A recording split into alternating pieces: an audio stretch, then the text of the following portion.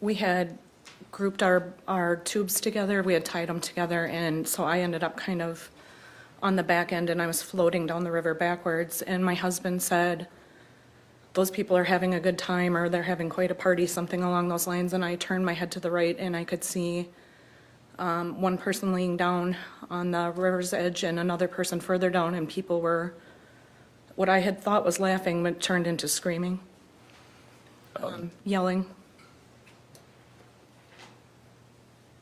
What did you do when you saw? I knew somebody was hurt, and so I jumped off the raft and ran across the, well, it was so slow, I was trying to run fast, but the water was too thick, so then I ended up kind of falling forward and army crawling across to him, and when I got up, there was a blonde boy. Did you know who that boy was? Did you find out later who it was? Yes. Who was it? Isaac? Did you approach Isaac? I did. Where was he located by the time you got to him? He was on the bank, kind of with his right arm in the lake, or in the, whatever, the river.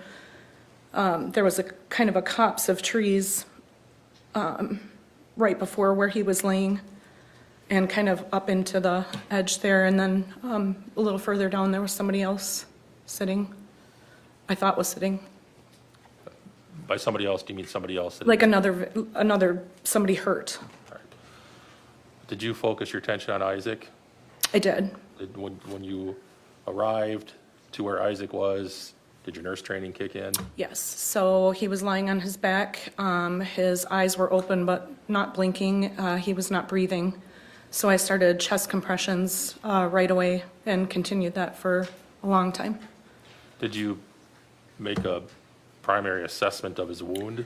I saw that there was a large cut. At first I thought he had been impaled on the set of roots and branches that were hanging down just prior to that. But then I looked and it was a slash mark, not an impale thing. It was a long and thin and clean cut. Where was it located on his body? On his left chest, upper chest, kind of his ribs. All right. So what? I asked, I was doing compressions, and people were screaming and it was making me lose count, so I think I yelled out to somebody, shut up or stop screaming, so that I could count.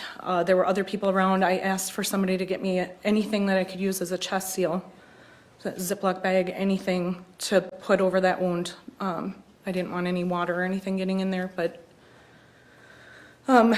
I looked down at Isaac and there was some vomit coming from his mouth at some point, so I asked to turn the kid up front to turn his head, which he did, and the kid splashed some water, which got in his eyes, and I said, don't splash water in his face anymore. And it just continued forever. It felt like forever that we did compressions. I kept asking, where's the rig? Why isn't it here yet? By rig, what do you mean? Ambulance. Do you have an idea now, as you sit here, how long you performed chest compressions on Isaac? I said 45 minutes because I think I thought that's what it was, but somebody corrected me later that it wasn't. It felt like forever. I mean, we were going and going round after round. Other people were performing compressions. We were singing Baby Shark to keep people on the rhythm.